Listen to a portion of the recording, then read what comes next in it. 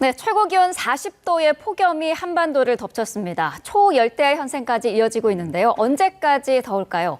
김승배 한국자연재난협회 본부장과 이야기 나눠보겠습니다. 어서 오십시오. 네. 네, 비공식 기록이긴 합니다만 어제 여주가 낮 기온이 40도를 기록했더라고요. 기상 관측사상 어느 정도의 더위를 지금 보이고 있는 걸까요? 그렇습니다. 가장 더운 여름 하면 1994년 여름과 2018년 여름이 생각나거든요. 네.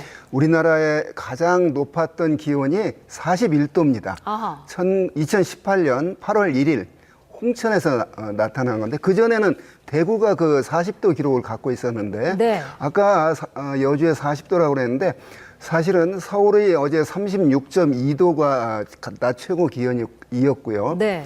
여주가 41.6도까지 올라갔는데 우리가 이제 공식 기록이냐 비공식 기록이냐 이렇게 따지거든요. 네. 공식 기록은 이제 그 관측 환경을 세계 기상기구 규정을 잘 갖춰서 뭐 잔디밭으로 조성할 것, 인근에 장애물이 없을 것 이런 규정을 잘 준수한 그런 관측 지점이 있고 네. 이런 곳들은 이제 주로 100년, 200년 그런 기후 관측 자료를 생산하기 위해서고 한 전국에 한 682여 개의 자동기상 관측소가 있습니다. 네. 이곳은 강수량이 얼마인가 즉각 그런 주로 강수량 파악하기 위해서 그 환경 생각하지 않고 건물의 옥상이라거나 이런 곳들이 이제 40도 막 이렇게 올라가는 곳이거든요. 네. 그래서 관측 환경이 잘 갖춰진 곳에서 40도면 이제 의미가 있는데 이러한 좀 특수성 때문에 다른 지역보다 한 3 내지 4도가 높은 그런 기온을 기록했는데 하여간 그런 이제 의미의 비공식 기록을 어제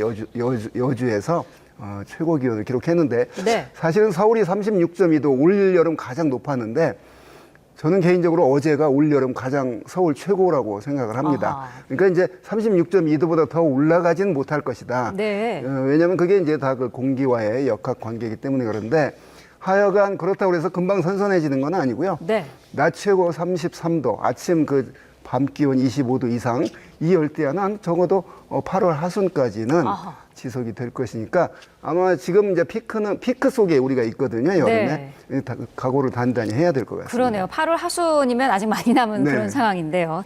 자, 사상 최악의 폭염이라고 하면은 앞서서 말씀을 하셨습니다만 2018년이 많이 언급이 되던데 그때와 비교해서는 올해 여름은 어떻습니까? 그렇습니다. 94년 여름, 2018년 여름과 비교해 보면 네. 올 여름에 지금 현재 더운 건 사실입니다. 여름이기 때문에 더운데요.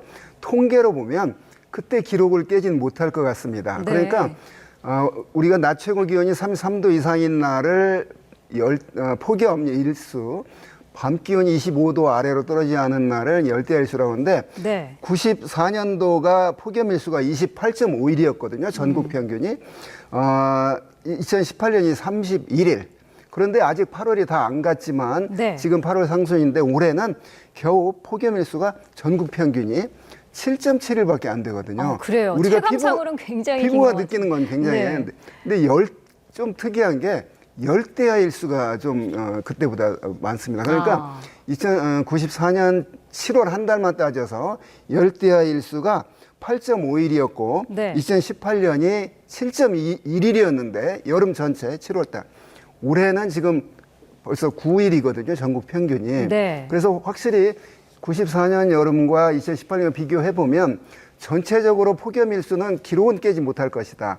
또 그때 나타난 41도 기록은 또 깨지 못할 것이다. 다만 좀 특이한 게 열대야 일수가 그때보다 더 많을 것으로 전망이 됩니다. 네. 아직 여름이 다 가지 않았는데 통계 비교해 보면 이게 무슨 의미냐면 올 여름에 확실히 고온다습한 공기가 다른 여름보다도 더 많이 우리나라에 지금 지배적으로 누적이 되어 있다 이렇게 보여집니다. 네. 밤 기온이 이렇게 떨어지지 못하는 이유는 어디에 있을까요? 고온다습한 공기죠. 그러니까 건조한 사막은 낮 기온이 50도까지 올라가죠. 네.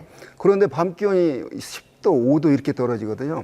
자, 낮 기온이 한 35, 6도 보이는 게 요즘 날씨인데 그러면 해가 지면 대개 한 7, 8도 정도 그 갖고 있는 열을 잃게 됩니다. 그게 자연의 이치거든요. 네.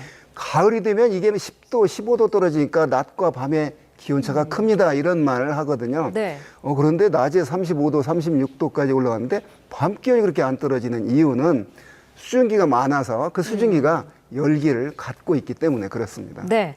뭐 초열대야, 강릉 네. 초열대야 이런 이야기도 나오던데 사실 네. 초열대야라는 단어는 기상청에서 사용하지 않는다고요. 기상 용어는 아니죠. 네. 그러니까 열대야 이제 기준이 오후 6시부터 그 다음 날 아침 9시까지 그러니까 밤사이 25도 이하로 떨어지지 않는. 근데 요즘에 강릉에 31.4도까지 아침 최저가 나타났거든요. 네. 그래서 몇 년 전부터 30도 이상의 아침 최저 기온을 열대야, 센 열대야다. 이래서 아마 초열대야라고 용어를. 근데 전 뭐 적당하다고 봅니다. 네. 기상청에서는 쓰지 않는 용어지만, 열대야인데 더 더운 열대야구나. 이런 느낌을 확 이제 닿을 수가 있기 때문에 게릴라성 폭우, 뭐 이런 것들, 도깨비성 장마 이런 게 다 네. 언론이 만들어낸 용어입니다. 네. 그렇군요. 네. 자, 초열대야 이야기도 사실 이제 강원도 얘기를 하면서 네. 이제 나온 얘기인데 강원도가 이렇게 더운 특별한 이유가 있을까요? 이제 같은 서풍이 부는데 그래도 같은 공기 덩어리 안에 이제 우리나라를 지나는데 영동 쪽에 뭐가 있냐면 태백산맥이 있거든요. 네.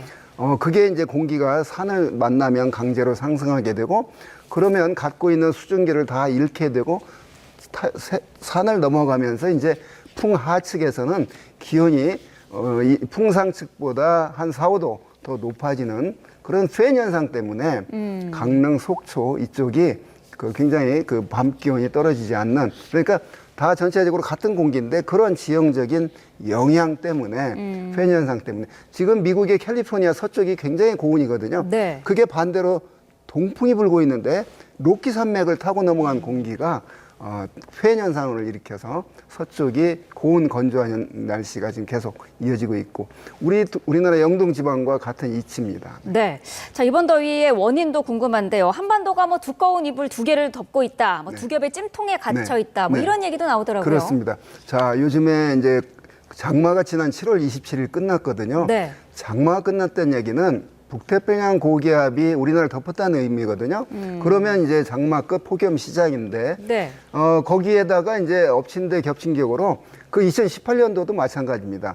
여기에다 이불을 하나 더 덮어요. 그러니까 일사에 의해서 지금 불을 떼고 있는데 햇빛에 의해서 북태평양 고기압이 이불을 덮었단 말이에요. 그러니까 공기가 더 더워지죠. 네. 거기에다가 또 하나 또 솜잎으로 덮은 게 이제 티베트 고기압인데 그래서 그런 어떤 고기압이 커플링 됐다고 이렇게 겹쳐졌다 이렇게 말하는데 네. 자 이렇게 겹쳐졌을 때는 어김없이 고온 현상이 더 나타나는데 지금 그러한 속에 있는데 이제 저게 깨져야 이제 이 더위가 무너지는데 네. 하여간 오늘이 월요일인데 이번 주는 저는 개인적으로 이제 북태평양 고기압 세력이 약간 좀 수축을 하거든요. 네. 그러면 수축한다는 얘기는 북쪽에서 약간 찬 공기가 내려온다는 의미이기 때문에 그래서 어제 서울의 36.2도가 이보다 더 높은 기온은 나타나지 않을 것이다. 네. 올여름 가장 더웠던 날이 8월 4일로 기록될 것이다. 이제 이렇게 개인적으로 보는 거고요. 네.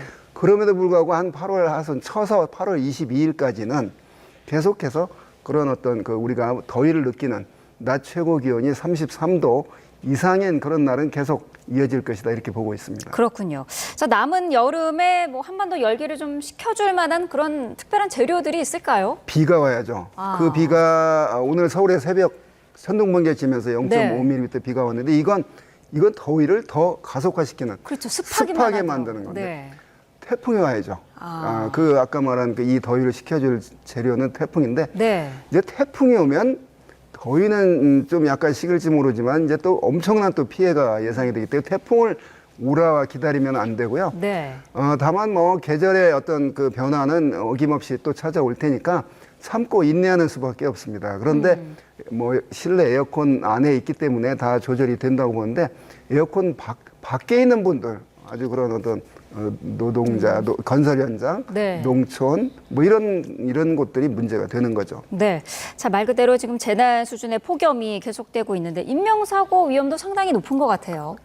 폭염은 소리 없는 살인자라고 말합니다. 태풍은 간판이 무너지고 파도가 넘치고 강이 범람하고 눈에 보이는데 이 폭염은 눈에 보이지 않는 기상현상이거든요. 네. 그래서 노약자들 그런 어떤 기저질환자들이 제일 위험한데 사실은 이제 의학계 통계로도 이런 폭염이 있는 기간 중에 사망자 수가 그런 노약자들 그 숫자가 분명히 늘어난다고 하거든요. 네. 2003년도에 유럽에 폭염이 닥쳤는데 5만여 명의 사망자가 발생을 했습니다. 네. 그래서 폭염이 위험한 게 이제 그런 어떤 소리 없이 그 건강이 약한 분들에게 치명타를 가하기 때문이라고 생각합니다. 냉방기 사용 없이는 사실 잠들기가 쉽지 않은 요즘인데 냉방병도 주의를 해야 될 것 같아요. 그렇습니다. 폭염 기간 중에 과다한 냉방은 어김없이 냉방병을 가져옵니다. 감기 증상인데요. 네.